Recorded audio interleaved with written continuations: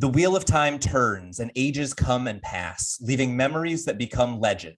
Legend fades to myth, and even myth is long forgotten when the age that gave it birth comes again. Welcome to Through the Glass Columns, a Wheel of Time read-along podcast. Each week, we will be reading, discussing, and digesting a small selection from Robert Jordan's fantasy opus. This quest is led by Tylor, a true Wheel of Time warrior. I have all stories, ages that were and that will be. And I'll be joined by Greg, a complete novice to the Wheel of Time. The Wheel of Time and the wheel of a man's life turn alike without pity or mercy. Join us each week as we read the Wheel of Time in our own sweet time, traveling deeper and deeper through the glass columns. But what does that even mean? No. You don't get to find out yet.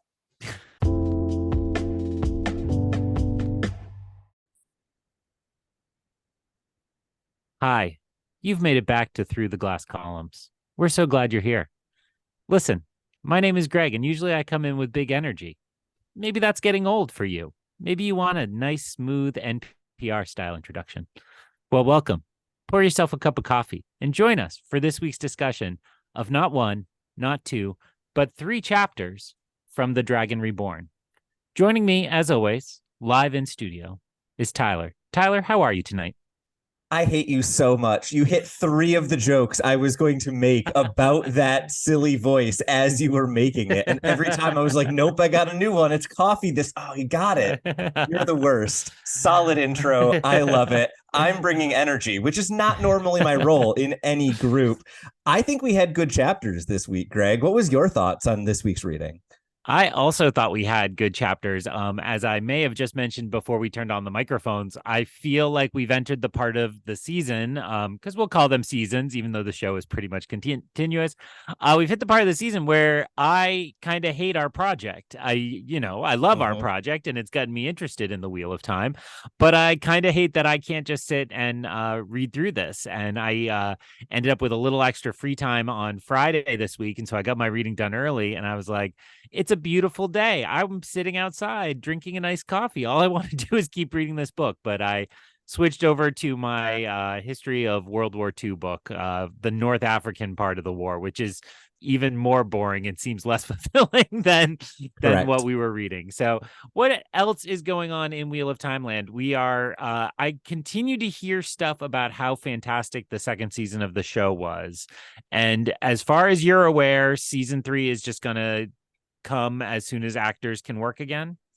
Yeah, I know they were mid-filming. I don't know whether they wrapped or whether they were like towards the end of filming when the strike hit. So I'm not entirely sure what the status of that project is. But my guess is that season 2 seems like it's doing as well or better than season 1 did. So it seems like the plan is to kind of keep pushing forward and get that season out whenever it fits. The thing with Amazon is they've been trying to kind of space a lot of their genre shows. That's why there was such a big gap between season 1 and season 2 of the Wheel of Time. So I think it kind of depends on that, but it feels like Wheel of Time maybe has a little bit more priority in setting, kind of where things are in the schedule. If it has, better ratings than, for example, Rings of Power. We'd like a little bit of that budget, please, is all I'm saying. That is all we need to say about all of the media, because we have 3 chapters this week. And guess what?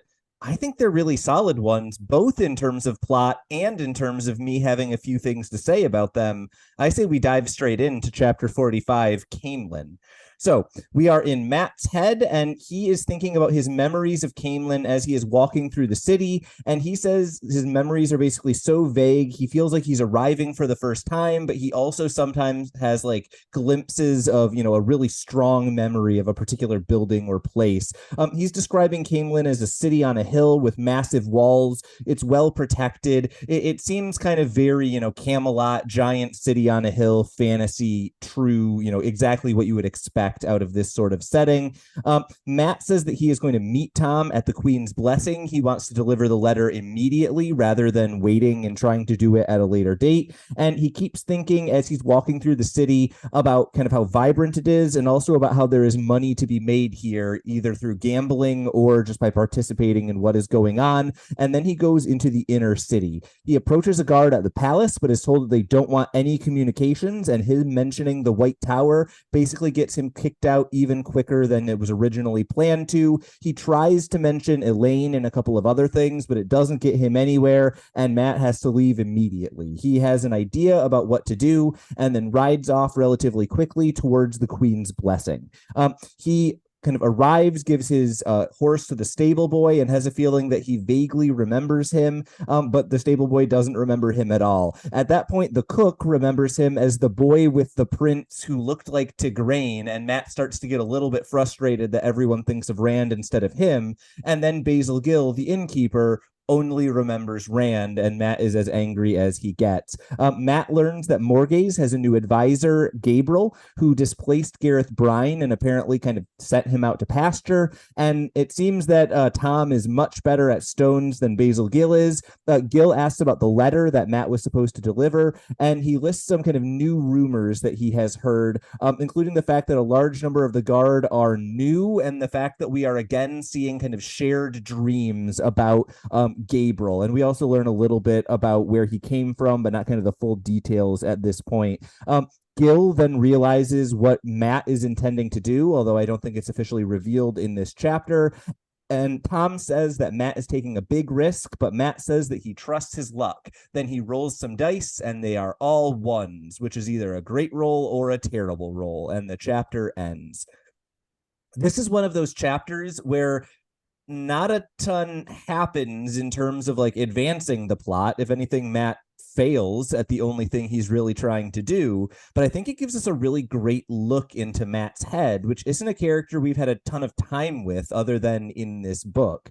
What was your take on this chapter overall? I could see it as either being like the extra piece that didn't need to be here, or kind of a fun glimpse into a character. Yeah, I would lean more towards fun glimpse in the way you were talking about. I did just in my day job. Yes, that's true. Through the Glass Columns does not pay lucratively enough that we have still day jobs. So I just completed a unit on writing narratives. And one of the things I always tell my students is if you want us to understand your character, give us their reactions, right? And Yeah. I always tell them this is the sitcom rule, where we know when Kramer slides in the door and the crowd goes wild that we should feel excited because Kramer's here, because that's what the audience is there for. And I think, that is a helpful way to understand a chapter like this, because we are meant to see Matt's reactions. And in doing so, we learn more about Matt while also getting the details of what's going on. So there is plot and reaction in a very helpful way. Now, that being said, the one piece I'll add to throw back to you, I don't always know which version of Matt is reacting to things. So while I do think this is a good tool, I am getting a lot of senses that, like, when he says, oh, I recognize that building, for example, it's like, well, which version of you recognizes that building? Because this is kind of a unique moment in that the character is actually returning to a place that we've been in the books, which I actually don't think we've seen anybody do, really. I guess the women returned to Tar Valon, but it was kind of all different. But so maybe it's not the first, but this is like one of our adventurers coming back to a place. His memories from when he was here are filtered through the dagger and being controlled and kind of sickly. And then we also have that he's got this layer of memories that aren't his that also seem there. So many moments you pointed out in your summary, I was like, that's not really Matt. And then like the stable boy, I'm like, I honestly don't know, right? Like, is he remembering this stable boy from when they were here before, or is he remembering another stable boy from his previous life? And I'm not going so far as to say that was frustrating. I would just say it felt like a game I was playing that could not end. And like that made it a little unfulfilling, if not frustrating. Yeah, and I think that this is something here that put a little bit of a spin on that story that we've been kind of questioning for a little while. Because I think what we've been seeing primarily up to this point is Matt having kind of new memories, right? This idea that like maybe there's either someone or someones that have kind of like gotten into him either via the dagger or through the old blood or whatever is going on, right? He seems to be in touch with, some past memories of maybe his past lives. But this, I think, is maybe the first time that I can recall Matt not having necessarily new memories, but really big gaps in his memory, right? Because it's not that Matt is saying like, I remember that building building this way and also this way, very frequently it's him not remembering things until suddenly it, comes to him like, oh yeah, I remember standing right there. And so I think that's the kind of little tweak here for me. Is so far we've been talking about new memories, and so which set of memories is kind of running the show. But this is now the idea that not only are there kind of possibly two sets of memories that might be influencing Matt's behavior, but the kind of original Matt, if you will, no longer remembers all of the things that were happening while he had the dagger. And so I think that's maybe new evidence. But as you say, if this mystery is unfolding over 7 or 8 pages, it maybe only needed 1 or 2 of them to really effectively land. Yeah. And then I think all of that is deliberate. And then you add to that my own poor memory of the last time we read here. So when he says something along the lines of like, oh, I couldn't possibly see more gays, that would be crazy. And then I'm like, wait, didn't he see more gays? He didn't. No, Rand climbed the wall, right? So Yeah. there's a faulty reader on top of that as well. And I'm sure people coming through the first time with me as opposed to the bajillionth time with you probably feel that as well. It's Yeah. like, we've been on a big adventure since then. We've been literally to the other side of the continent and back. And so to try to piece that together, I think is a little tricky, and why I'm glad I have an expert on 24-hour text message call, to fill in a detail or answer that. Just to be very clear, it's like 16-hour text message call. I do sleep. Yeah, so it's a little tricky, and that doesn't I will say it doesn't hamper my enjoyment, but it makes me concerned I'm not catching everything. And again, that's why we have a podcast, right? Yeah, and I think that to some degree, this is something that Robert Jordan is really gifted at, is he will give you 20 really interesting details and 3 of them will matter. And then later on, he will give you 10 interesting details and 2 of them will be the same from that list of 3. And then later on, he'll give you 5 interesting details and one of them will be the really important one that he showed you 20 chapters ago, right? So this is like one of the things I love about Robert Jordan is you can catch so many little details. And there are a few things that I maybe hinted at in my summary that we probably won't talk about, but might matter in 5 books. But I think in general, the reason that I think Robert Jordan is such a great writer is because he gives you that feeling of, I know I'm remembering something important, even if you don't quite get it. And then he tells you what it is when it happens. And so you get that feeling of like, oh, I could have caught that. I want to go back and reread it. There's not a ton of that in this chapter, but I think that feeling is exactly right. I think you can either say, I think I might have missed some details and think about that as like, oh, I'm a bad reader, or think of that as like, yes, the second read is going to be awesome. And in a series about cyclical time, that second approach is the correct one to take. Yes, everything you just described reminded me of I guess I think The Good Place does something like this where they say like, oh, we found the 3 clues you left. And he's like, actually, I left 150 Yeah. clues and you only found a very small proportion of them. And it does feel like that. And when we've talked in this fashion before, we've said how good it then feels when you remember like one clue before the reveal. You're like, Yeah. yes, I got it. So I think I certainly didn't mean this to take on a negative pallor. I think this is a great fun chapter. So you hit on your summary on a bunch of the things I kind of picked out, and a lot of these for me fall into the category of which Matt are we talking to? And so the first one I don't think needs any more talking is like these vague memories where he's saying like, that building, things like that. Yeah. And then the kind of immediate he wants to fulfill his duty, and that's clearly his main motivation in this chapter. But like immediately is like, I feel the wealth. I want the Yeah. money. I want to go in.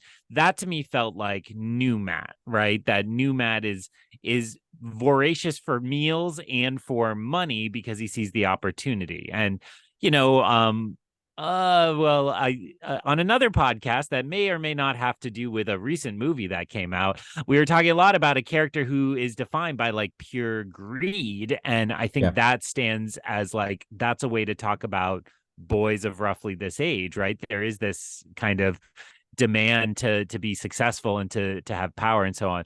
So it's like, oh, that's definitely old Matt, but oh no, maybe it's just Matt being a teenager.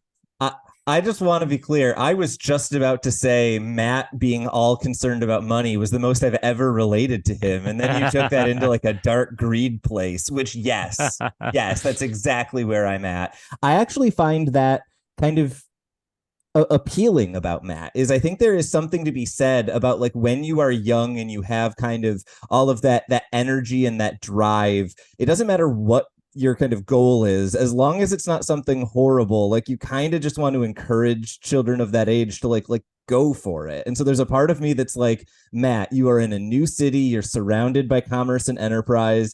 Honestly, given that your options where you're at right now, where like political intrigue, possibly get murdered by an Aes Sedai or go make some money, like go make that bank, young man. Like I kind of approve of that side of Matt, even though I think you're right. It does kind of complicate that narrative of is greedy Matt or is kind of money obsessed Matt a new trait or an old one? I think we kind of don't know because of the trick Robert Jordan played of not letting us into his head until after there's some complications there.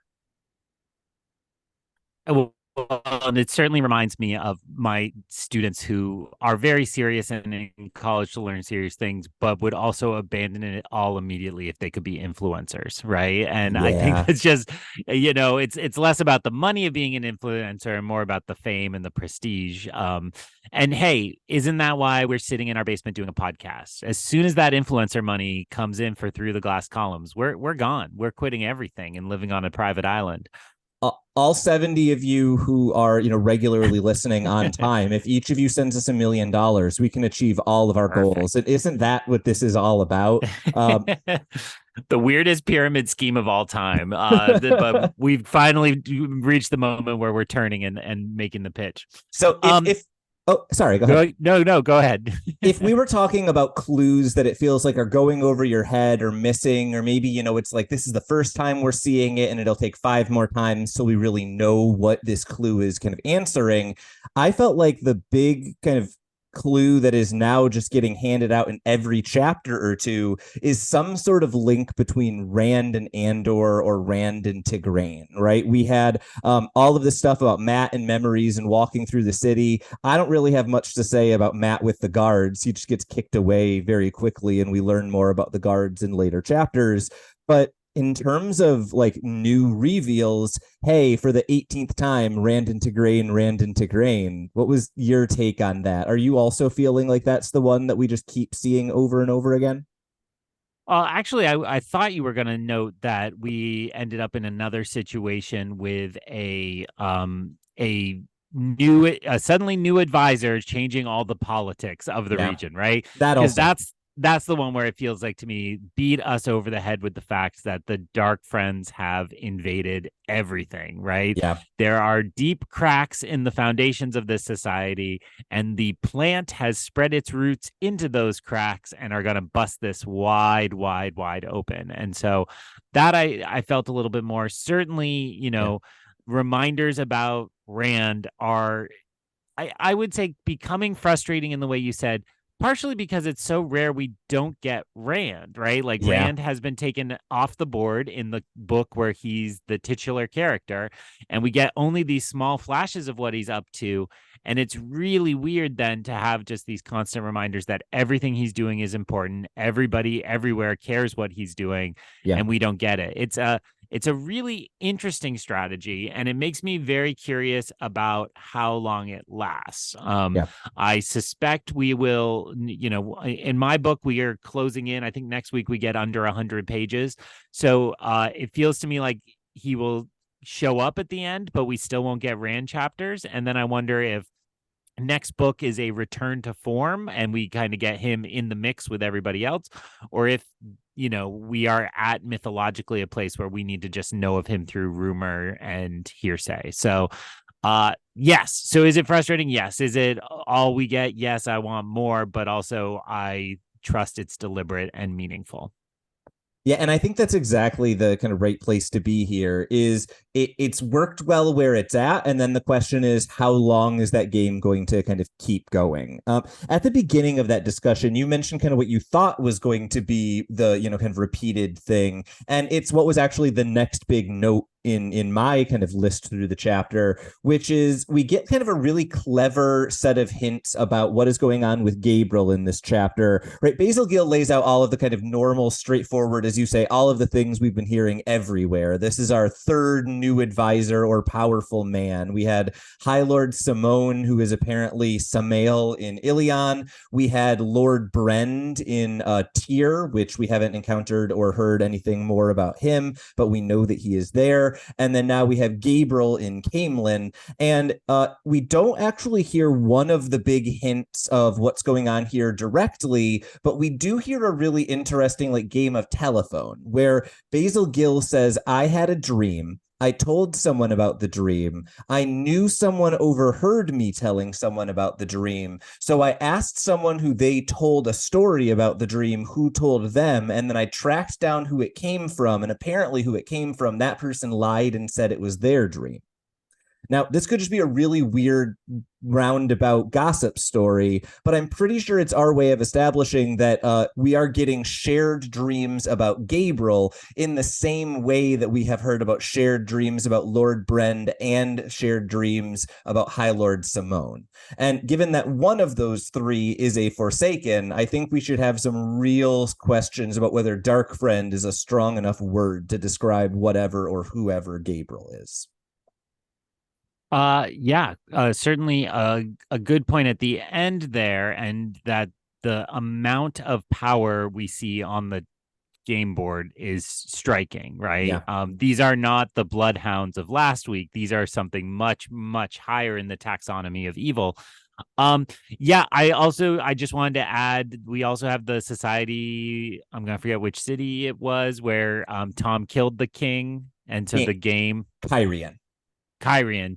So there's another one that we haven't heard of a Forsaken involved, but we know there's extreme chaos. And, you know, maybe the agent there didn't have to become the advisor, the worm tongue to the king or queen. They just had to, you know, let the chaos reign. So, yeah, I if guess I can, I yeah, go for actually it. just want to add two more countries to that list. Mm. Both Ered Doman and Terabon share borders that go right up against Toman Head, where the Seanchan and White Cloaks just had a big old war. There is probably a decent amount of unrest in both of those countries on the west of the continent as well. So I just was gonna say the very not helpful thing of I like it, right? Yeah. You know, I am somebody who maybe had problems with the Star Wars prequels, but it wasn't the politics parts of it. I was like, yes, I'm here for it. I enjoy Yeah. kind of political stories, and I find that very interesting. Game of Thrones always felt to me like it was promising that, but then was like, just kidding, stab, stab, stab. Yeah. And so I like that we're getting this version of it. And when you were thinking, I was thinking of the Who lyrics again. Meet the old boss, same as the meet the new boss, same as the old boss. We won't get fooled again. And I was like, all these people are getting fooled again as a part of that. Um, the last thing I have to note, so this is behind the scenes, listeners. Tylor and I recently went on a friend mandate to go see Midsommar in the movie theater, and there was a trailer for a really bizarre looking, but maybe good new movie where there is a situation where Nicolas Cage just shows up in everybody's dreams. Yeah. And he apparently becomes famous in the world of this movie because his character is suddenly in everybody's dreams. And I fulfilled all of Tyler's dreams by leaning over and said, it's just like Wheel of Time. And not only did he get to go on a movie date with me, he got a Wheel of Time reference. And I shared my Skittles with him. That's a good night. Yeah. Then I just Anytime sobbed quietly for 3 hours while the movie I was going to say, anytime I can get Skittles and a fun moment during the trailers with Greg and then be traumatized for 3 hours, that's a pretty solid night in my book. I think the only other thing that I have to note, and this kind of becomes something that is a pastiche throughout several, chapters here. There's something to be said about Tom being good at the game of stones, right? I think it's worth noting in the West, we are really used to the game that stands in for being like a political or, military genius is chess. In the East, I think traditionally that would be Go, the strategy game. And that's clearly what Stones is, I think. And so it's worth noting we are getting a lot of like, I don't know whether this is subtextual or what we would call it, but a lot of like hints that Tom is real good at this politics thing. And we've already seen some of that in the Kyrian chapters, but he's real good at this game, I guess, is the last note I had. Well, and there's a gesture within this chapter, I believe, unless it's the next chapter, where he talks about the court, and you're Yeah. reminded that he is known to the queen, and that I think the innkeeper says, you're always thinking about your game. And I had that moment where I was like, wait, that's not this city. But then it's like, of course it is. It's every city. It's where the politics are. So Yeah. Absolutely. Nothing really else of note in my notes. I would just say that the innkeeper is very afraid there's going to be war with Tar Valon. Yeah. And not to make light of anything going on, but like when you have this kind of tense situation, to remember that the common people are there being affected by it all, and Yeah. are afraid of the conflict escalating, but to the point where what should be the bastion of light may now be the enemy of this queen. Means the influence is pretty Yeah. strong. And I would say, I guess I had a little bit of an aha moment where it's like, oh, all those weird actions the queen took when she freaked out about Elaine disappearing from the White Tower. I thought this was kind of the reveal that that's because a worm tongue was here whispering in the ear of King Theoden, what'd you say? Gabriel? Gabriel is how I've been saying it, but okay. Yeah. So Gabriel is here influencing the queen, exaggerating that. Again, working its way into the cracks of the foundation. So, hey, speaking of, why don't you talk to us about chapter 46, A Message Out of the Shadow? I guess I will, Greg. What a great suggestion. Matt finds the wall that Rand had climbed 2 books ago. He checks that no one is looking, and he begins his ascent up the wall.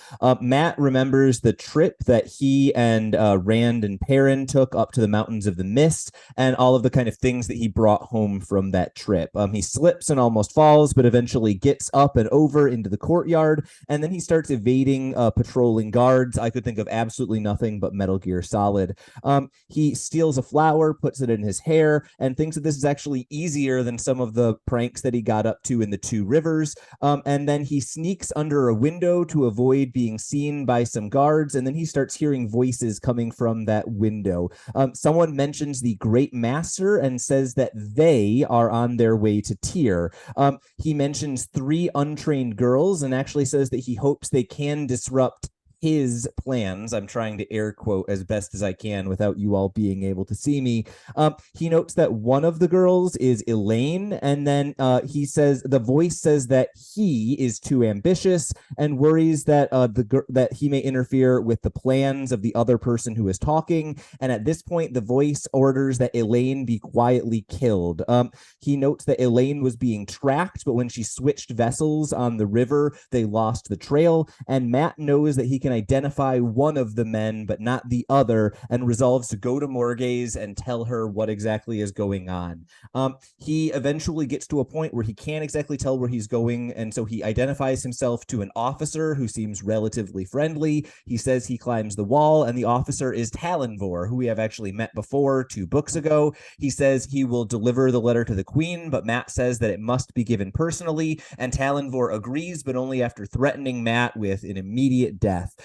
He tells Matt to take the flower out of his hair, and it's worth noting that Matt has practiced looking innocent, which is a thing that normally innocent people don't do.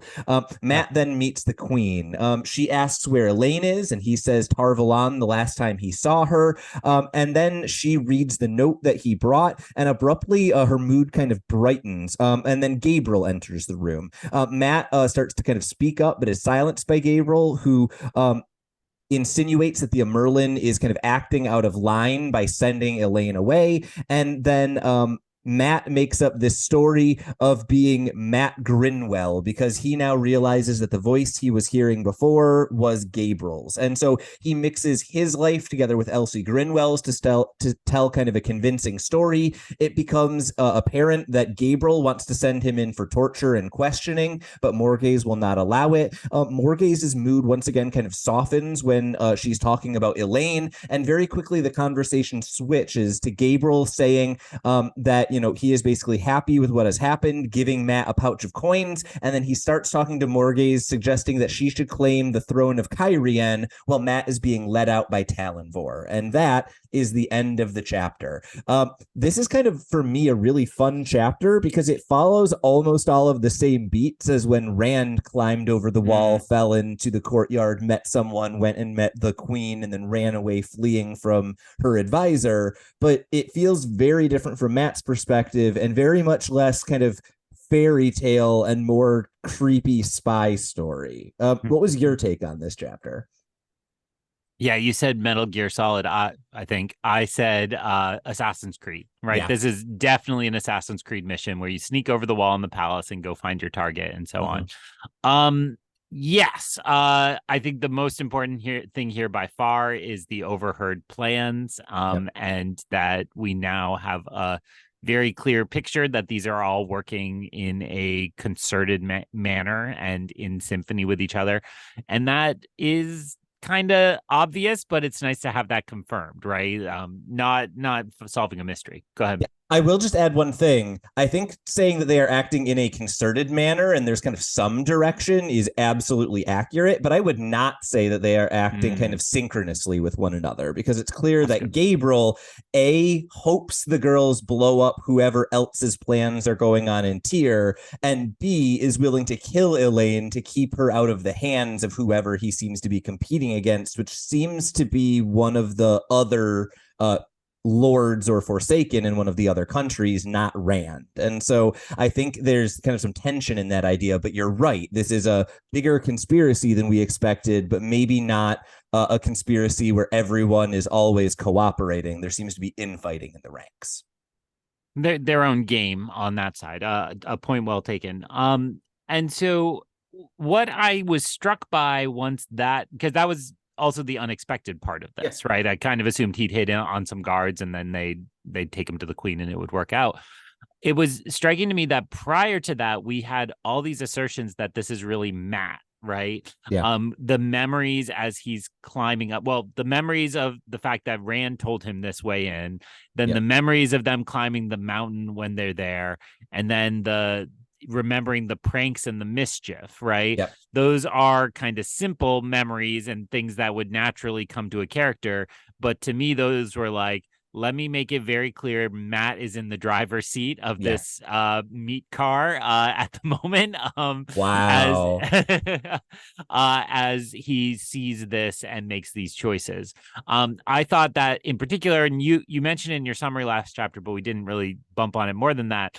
The last note being the eyes of the dark one is what he rolls, right? And again, the dream from I think last week or the week before, where it's like he's playing with the dark one's luck.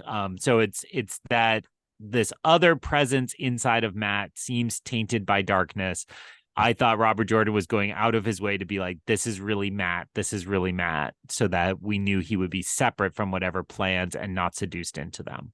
Yeah, and I think that this is a really good thing to layer on top of the conversation we were having in the last chapter, where we were saying kind of like Matt is getting really complicated by what is Matt and what is like past history Matt and what are the holes in Matt's memory and where is kind of the line between all of these things. And I think you're exactly right.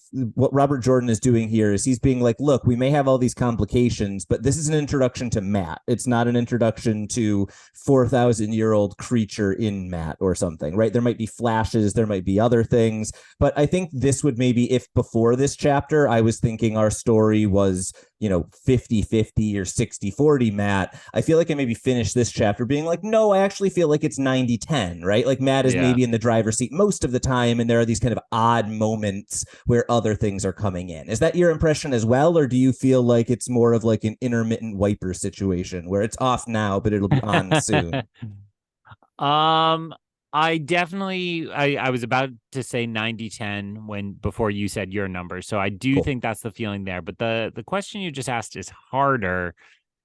I do think it ebbs and flows, and I'm not entirely sure what makes it ebb and flow. The idea of honor and respecting Elaine's quest that she gave him, the charge she gave him, Yeah. that doesn't feel that Matt to me. That feels more like the older character in some Mm, ways, the older creature. But at the same time, well, I guess all I want to say about that is that means it's not so easy to be like everything good is Matt and everything bad is the creature, because I don't think it's there. There's something about the context triggering when, oh, I can win a little bit of money, and then it's like, oh, I went on an all-night bender. yeah. Yeah, maybe this is like an addiction type metaphor or something like that. But it's intriguing and it's good to hear. And I really want to hear you tell me what I should have caught about these messages now. What was overheard? I immediately thought of Samwise getting caught by Gandalf, and he said, "I Yeah. wasn't dropping no eaves," right? And Which I is a thought great line. that was Matt's gonna Yeah. be his excuse. So yeah, tell me what I should have. I mean, you highlighted in your summary the three, right? Is Yeah. that the key thing?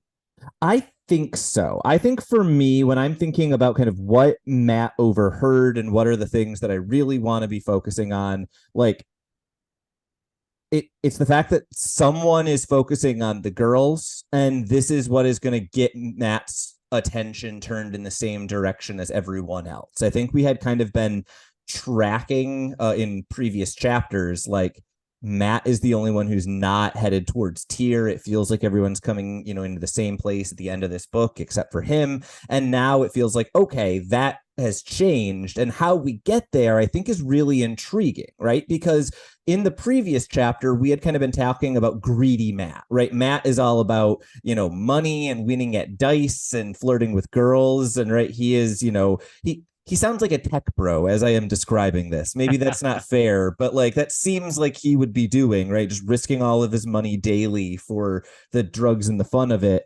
But I think then the fact that what gets Matt kind of needing to go towards Tyr the way that all of these other characters are isn't like duty or honor or a mission. It's just like, I'm going to go save someone who was nice to me once. And I think it's kind of important to me that Matt is mostly in this to save Elaine, the character who he knows least of all of the others. I think that says a lot about who Matt is. And so I think to me, there's nothing to miss in the message that Matt overhears. It's all pretty cut and dry. You need to kind of infer who he is. You need to infer who they are. But I think that comes relatively straightforwardly. For me, it's Matt's reaction of like, oh, someone doesn't like Elaine. I'm immediately going to solve this problem, even though there's nothing in it for me.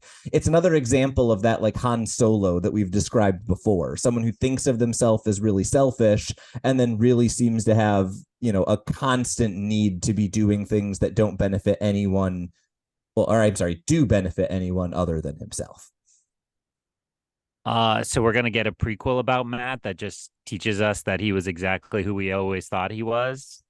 God, I hope Great. not. Just shots fired at Solo for no good reason other than it was pretty the, bad. the good reason is Solo. I actually don't hate uh, that movie. It was fine, but I'm willing to pile on. well, and to that point, it then becomes all I wanted in the last part was Matt to be able to give the intel to the queen. Like that Yeah. mattered so much. And it seemed like that tension was what Robert Jordan was driving at, that he's not able to spread that message. He's not able to give us that. Yeah. So it kind of smarts in a way that we didn't know we were about to get hurt in some Yeah. way. And then really my only note about the Forsaken here is that it just all felt ripped straight out of Lord of the Rings. And I've made that joke like 3 times now, Yeah. but that's all it felt like is, we've heard about this influence that one of these characters is having on a political system, but just to see it in place, just all I could picture was the kind of withered husk of Theoden and the way a swift whisper in the ear changes the plans. And Yeah. but that didn't mean I didn't like it. I was just like, oh, I know how this works. I've seen this movie.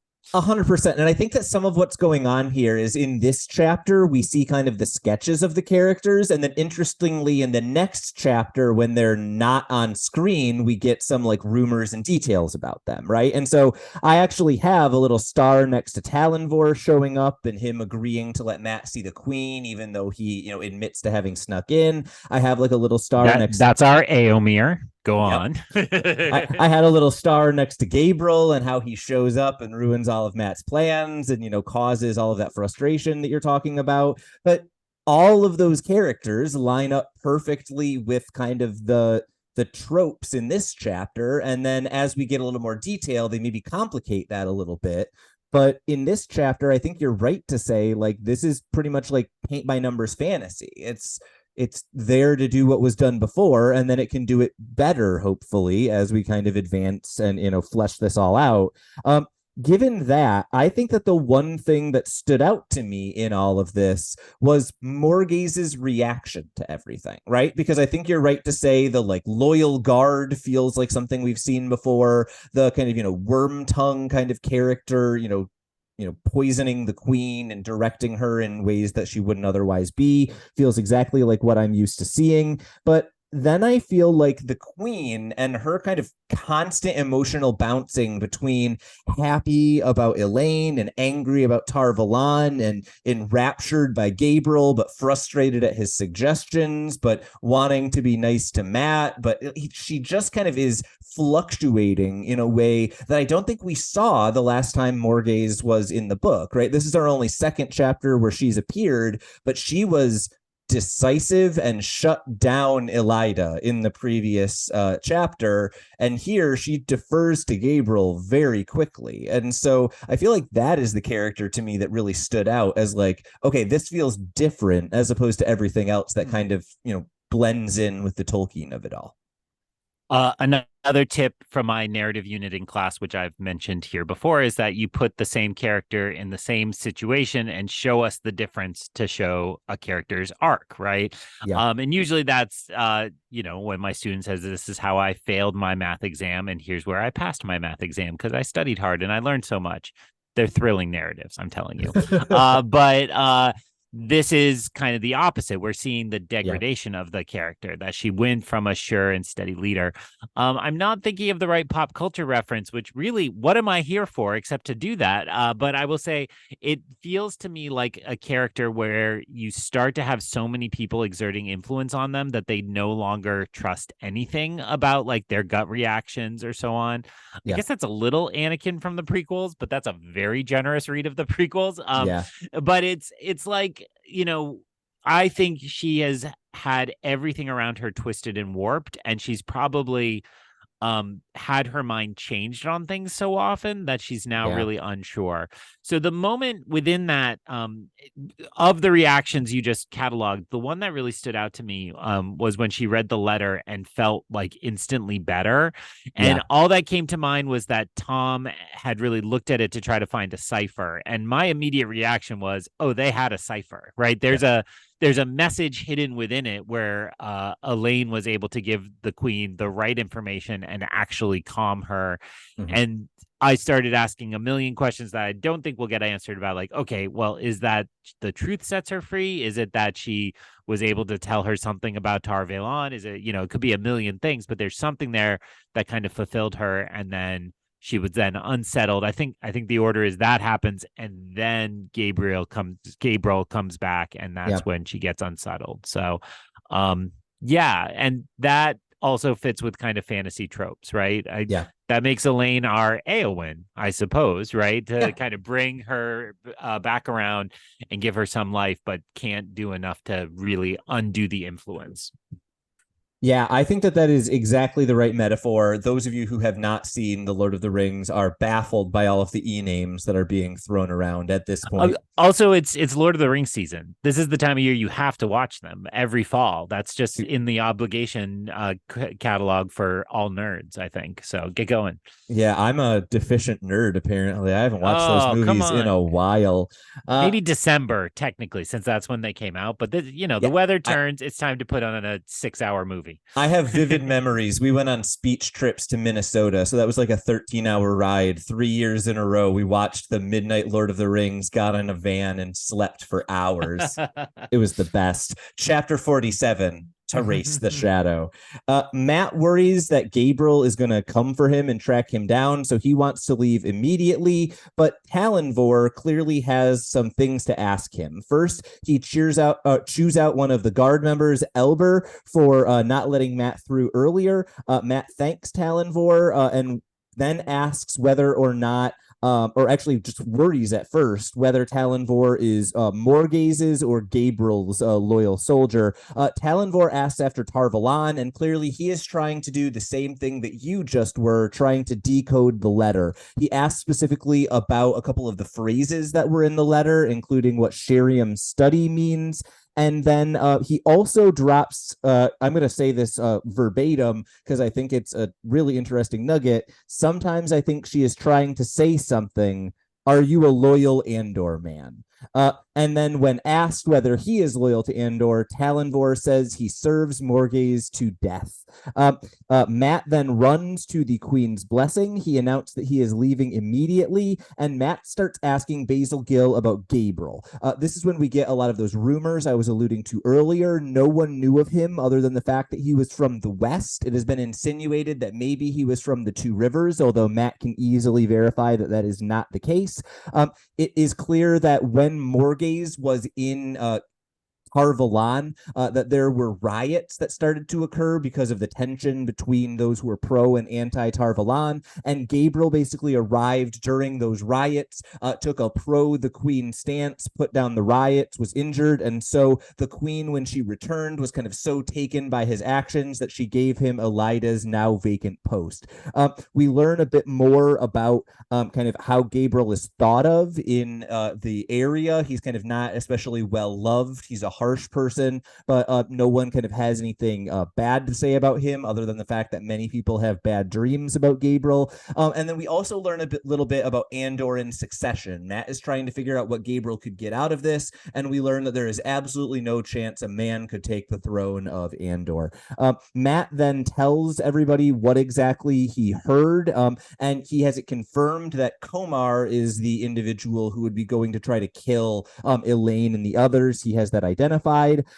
Matt then kind of couldn't tell, or says that he couldn't tell Morgaze what was going on with Gabriel there. And Tom basically admits that she might have killed him right out if he had said that with Gabriel there. Tom then suggests that they need to spread the truth as a rumor because Morgaze will eventually hear every rumor in the city. Basil Gill says that he knows how to get the rumor started. And then Tom kind of is asked what is going on between him and Morgaze, whether he wants to step in and whether or not he still loves Morgaze. And Tom basically says he doesn't have the same feelings anymore that he once did. And then he basically transitions into, I feel really terrible for Gabriel because once Morgaze realizes what's going on, she is going to ruin his life. Matt then says he is going to Tyr. Tom says he is going with him. And then Matt gives his pouch of coins from Gabriel to Gil and says that they are stakes and he always wins. And then he rolls his dice and they are all sixes. His luck has once again turned.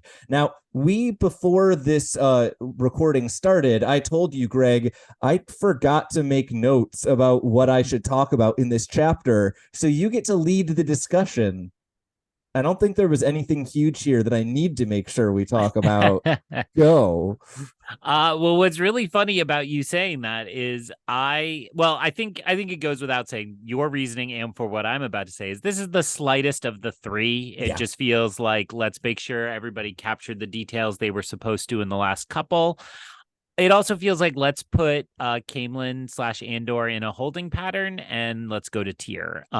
So I wrote down my personal succinct summary was returns to inn, plans to leave.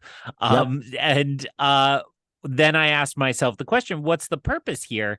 And I thought the most important thing was that he firmed up his plans that he needs to fold back into the story. And so 5 minutes ago, when you were talking what's important in the last chapter, and you were like, what's important here is that Matt decides to go. I was like, there go all my notes for the next chapter, because you said it almost exactly how I did, which is, that Matt seemed sure he was going in a different direction. And it's Yeah. like, nope, he's going to be involved in the climax of this book as well. Presumably, I don't know exactly what is going to unfold. Although we're running out of pages, I just Yeah. want to say. And so that is on my mind as well. So what else seems important here? I will say, when you were talking earlier tonight about Tom being so good at Go, I rethought a lot of his comments in this. Yeah. He essentially says, uh, I'm going to distill it down to, he trusts Morghese and Yeah. recognizes that there is still a good, competent leader in Morghese. She is not corrupted to the point where she is not there. And since he's such a good strategic player, per your earlier comments, I think that just means, that he's going to wait. I just got so distracted in my head because I realized that that's the key to Knives Out too, right? Yeah. Or Knives Out 1 also, which is the Go board, and who's the best Go player is the best. So sorry, Yeah. got just my love of Knives Out breaking out in random All, moments. all good. I think the moment that really sells that in this chapter is, and I think also confirms another thing that we need to talk about. Tom plays a stone, and Matt's reaction to it is to look at the board, say, that's an odd move. Oh, no, wait, he's going to win in 4 moves. And I Mm. think that one reinforces what you were just saying, right? I think that kind of emphasizes that. And that happens, I think, in the middle of the conversation about starting rumors to get things to Morghese so she can fix everything, right? I think the metaphor is really clear there. But then, two, Matt is suddenly real good at stones too. And Mm. if we're thinking about like stones as a good metaphor for politics, but also maybe being a general, that feels like the first time in a couple of chapters we've got something that felt like what you were describing before as new Matt, after our big kind of set of reminders that old Matt is still here to stay. Well, and there we go. We were talking what causes the wipers to click on again. Yeah. And is it simply a game, right? Is it a trigger, right? Yeah. Like we would say, like, oh, suddenly he's reminded gambling exists. He's like, yep, to the casino. Yeah. I think about it every time. I'm sure your podcasts have been taken over by ads for online casino gambling and so on, and Yeah. sports booking. Here in Massachusetts, we just got these laws, and every time there's like the obligatory, if you have a problem with Yeah. gambling, we would like you to call this number. I'm like, nobody is listening to this part of it, but it feels kind of like that. It's like, oh, a trigger has sent him off again, and he's Yeah. going to fall into those behaviors. But to your more important point there, he is a general. So maybe it's not just the game. It could also be that he's there. Now, all of our boys were defined in the first book as weird dunderheads and don't understand anything. We'll just fall through it. I would say Tom was savvy, but I don't think it was this level of savvy. So a natural evolution of more of his skills has happened, whereas it feels like a leap for Matt. Yeah, I think that is 100% accurate of how things feel on your first read. Trust me, go back and Mm. read Tom. He is real savvy all the way back to like chapter 4. Uh, I think that we are right now proving that we are really bad at Go because we have skips to like move 4 when we probably Mm. should have focused on what are probably really important things in the early section of this chapter, right? Before we get to the rumors and the politics, which I think you're right is to me the like core of the chapter. We get kind of 2 sets of like rumor and history that I feel like are really kind of important, right? One is we get this setup of Talonvor. I don't know who he is, but you don't get this kind of scene without him coming back at some point in the future, especially because this is already his second appearance. And then Basil Gill's kind of more detailed description at Gabriel. We are now kind of here able to talk about those characters that we saw as intriguing tropes in the previous chapter. Now I feel like they're maybe fleshed out enough to have a real conversation about them. What stood out to you about either of those characters as we're now learning some more details? Um, Nothing was unexpected about Gabriel, right? It's like he had no real history. Nobody knew him. He showed up and suddenly everybody liked him. This feels like the person that put the 20 on their charisma on Yeah. D&D and are just kind of able to influence people and work their way right in. Yeah, the one note that I had there is I think it's really interesting that Gabriel has this kind of nondescript history, except a vague reference to what might be the two rivers, right? If we're Mm. assuming that all of these powerful dark forces now seeming to control countries all around the world are coordinated in some way, they may be coordinated in a way that is specifically targeted at Rand or the boys, if that's the kind of area that they are putting attention on. Um, And the jokes I was saving from your very long summary were when you said Andor and Secession. I was like, what is this? An Emmys podcast? Ew. Heyo. And then also when the question was, are you a loyal Andor man? I was going to say, that's what I say when anybody asks me if Ahsoka is good. Like, sorry, I'm a loyal Andor man. That's the best Star Wars show there is. Dumb jokes aside, it seems to me, say the guard's name again. Talonvor. Talonvor, the point of him is that he is very loyal to the queen, that Mhm. there is he is the Aomir, right? And will have a conflict to come with Gabriel, or is the hope we have of Gabriel being reduced in some way? Yeah, I think it could be either of those, right? And I think that what's really intriguing to me about Gabriel in this chapter is how behind he feels, right? Like I Mm. think this is something that you had referenced repeatedly is like the world feels really dark right now, right? Like everywhere there are these kind of forces. And this I feel like is our first, as you're saying, we're kind of putting Caemlyn in a holding pattern. We don't just have someone powerful that Tom trusts and Morgaze who is potentially being influenced. We've also got this kind of like wild card here, right? Like Talonvor, we know where his loyalties lie and absolutely nothing else about that character. And so I think it's for me just setting up an intriguing possibility, right? This is the I want to come up with some metaphor other than the fuse that will light this powder keg at some point in the future. But right, like Talonvor feels like he's the piece that I don't know how he fits into the puzzle, but once he does, I will know what the puzzle looks like, if that makes sense. Yeah, and I will only add to that to say it felt reminiscent of the people up in Faldara, right? We haven't Yeah. been there or thought of them, but the way they acted with honor and loyalty to each other and so clearly had like a line of secession and so on, Yeah. it felt like it's a kind of older culture like that. And again, my fantasy reading, I don't read fantasy, but when I do, I am looking for when the fault lines finally erupt, how will these cities that we've gotten to know be stacked against each other? And so in my mind mentally, I'm kind of putting Caemlyn and Faldara on one side Yeah. versus Cairn and Ilian and Tyr Kyrian, Ilion. and Tyr. You got that one right. uh, uh, all on the other side, at least at the moment, kind of on the assumption that the dark side has won in those cities. Whereas Yeah. it feels like this character is giving me hope that it won't win here. Well, this character and Morgaze per Tom. Yeah, no, absolutely. And I think that to some degree, that's the challenge with this chapter. We have a bit less to say about it because what it's doing is setting up the board for something that we know probably won't happen in this book, which is fun. I think it gets me through this chapter and gets me wanting to read more. But the problem with this podcast is that we don't then read more. But we can soon. Any last thoughts on the final conversation before we preview what we get to read next week? I was gonna say we don't read more, or we do, and then are terrible podcasters in a week because I've forgotten everything that happened when I read more. No, the only other thing I again, my notes on this chapter are best expressed as like kind of broad. And the last thing I said is they seem to be outpacing the Dark Friends, and literally in the cases of a lot of our characters, but Yeah. it seems like everybody is running just barely ahead of the piece of the forces they need to work against. Now, Yeah. maybe that will feel different when we get to Tyr and we see how long darkness has reigned there.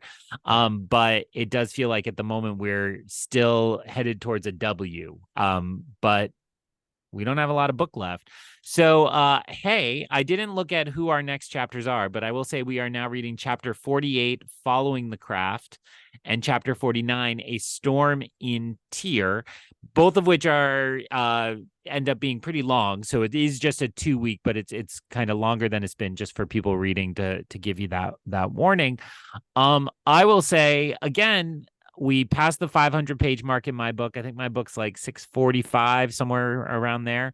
Yeah. And this chunk, I believe, gets us into the last 100 pages. And while we talked previously about like the last 100 pages of a good novel are always a rush, but usually in one of these really thick ones, it's like the last 200 pages.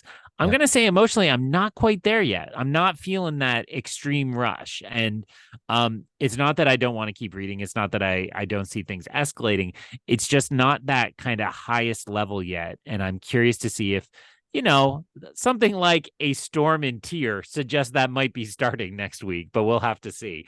What would you like to say before saying next time Through the Glass Columns? Not very much, honestly, because I think you hit all of the big points. I think we are now at the point in the book where up until now, I have been saying, like, this is a slow incline, right? Every week is a little better than the previous, but it's not like there has been a moment yet where it's been like, oh, things have gotten real. And I think we are now at the point where I can say that's got to be by design, right? We are almost within the last 100 pages. This feels like a book that is waiting to kind of pull that trigger until the last possible moment. And so I don't want to spoil whether or not that trigger is going to get pulled next week. But let me tell you, we have 4 weeks left until this book is done, and something awesome will definitely happen before it ends, either next time or not, Through the Glass Columns. So ends another episode of Through the Glass Columns. We thank you for joining us and continuing with us on our quest to cover all of the Wheel of Time in our own sweet time. This podcast features original content developed by Tylor Orm and Greg Cass and is not in any way affiliated with, associated with, or condoned by the Robert Jordan Estate, Tor Fantasy, or Amazon. All content is intended for entertainment and educational purposes only. If you're enjoying this podcast, please seek out the books from your local bookshop or library and join us as we continue our journey. If you'd like to contact us to share your thoughts or give feedback, you can email us at throughtheglasscolumns@gmail.com or find us on Instagram and Twitter by searching Through the Glass Columns. Thank you once again for being part of this community. If you're enjoying the show, please subscribe to the show, leave us a review wherever you're listening, and recommend the show on your social media to help us grow our community. We look forward to welcoming you back next time Through the Glass Columns.